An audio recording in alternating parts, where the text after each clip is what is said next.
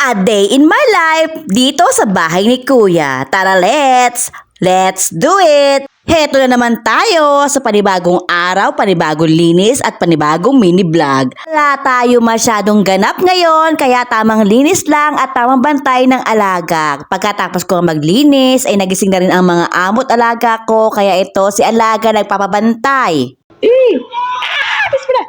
Dug pala dug. Anna, show! Intikop? Anna, show! Intikop. No, Anna, show this. That's why pala hindi maalam na, hindi makikop. Hindi shop na. Oh, bismillahirrahmanirrahim. $50 daw, $50! See? $50. White sauce, soup, ana? Ana soup? Okay. Soup mo. Yan na paudi. Yes, sabi kita. Si, ana. Wow, la. Inshallah. Ay, Mapi, same. Ayan na sa, my God, the sabala is here. See, the sabala is here, pahudi. Mapi kubi. Bismillahirrahmanirrahim. Yala ipahilbab. Bismillah, kul sabala. What happened here? Ministry akil. Bada mapi kubi. Oh. Ay. What the heck? Hindi siya pwede. Das kida. Asma, no. Pili, dero sa bakala. Ha? Dero bakala sa pili. Helwa na ro. Dero. Yala. Elbab. Tabab. Hala, nakakalihin na. Ayun. Hoy. Ayun. Ano? Tayo. Million sa bala. Mashallah. Ulo sa bala, hena.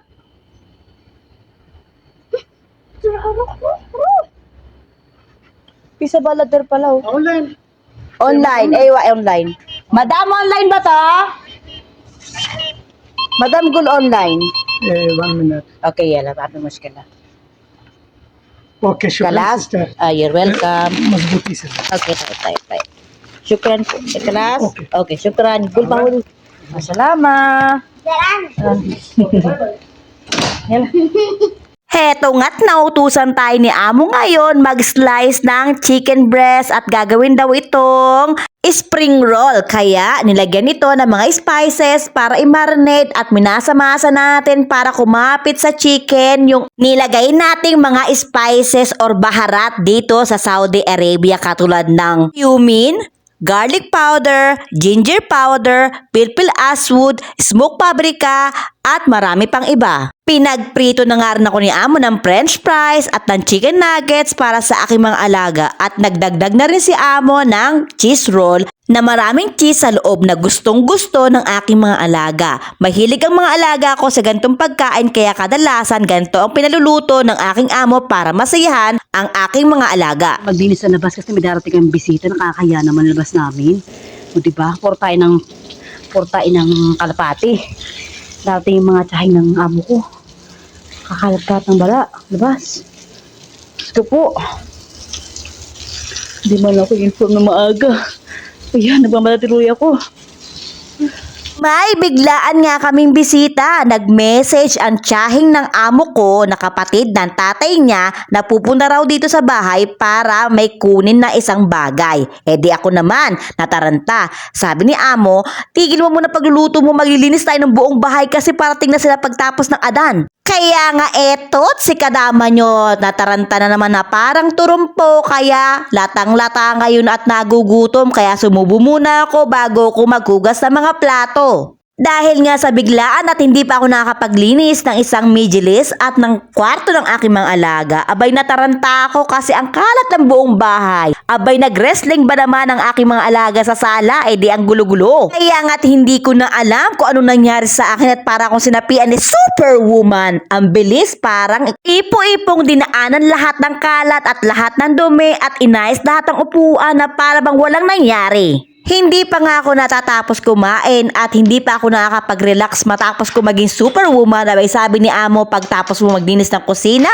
gawin mo yung spring roll at ilagay mo sa freezer para bukas. Kaya nga ako heto ngayon ay piling vlogger at nagte-take ng video habang gumagawa ng spring roll with french fries. Dito ay hindi pwedeng hindi ako magagloves pag pagkain nila ang gagawin ko. Pero pag pagkain ko, okay lang kahit kamayin ko na kasi ako naman ang kakain. Dahil nga biglaan ng aming bisita at hindi na to makakain ng aking mga alaga at ng aking amo. Kaya ilalagay na lang daw to sa freezer. At bukas na nga lang daw to lulutuin. Dahil sabi ni amo, pagkaalis daw ng mga bisita ay pupunta sila sa mall para bumili ng mga bag. At yan ang gustong-gusto ng aking mga alaga kasi gusto nila ang pagkain sa labas kaysa sa pagkain sa bahay. Abay, hindi ko nga maintindihan ba't kanya ng mga alaga ko. Eto nga palang spring roll na ginagawa ko ay gawa sa chicken.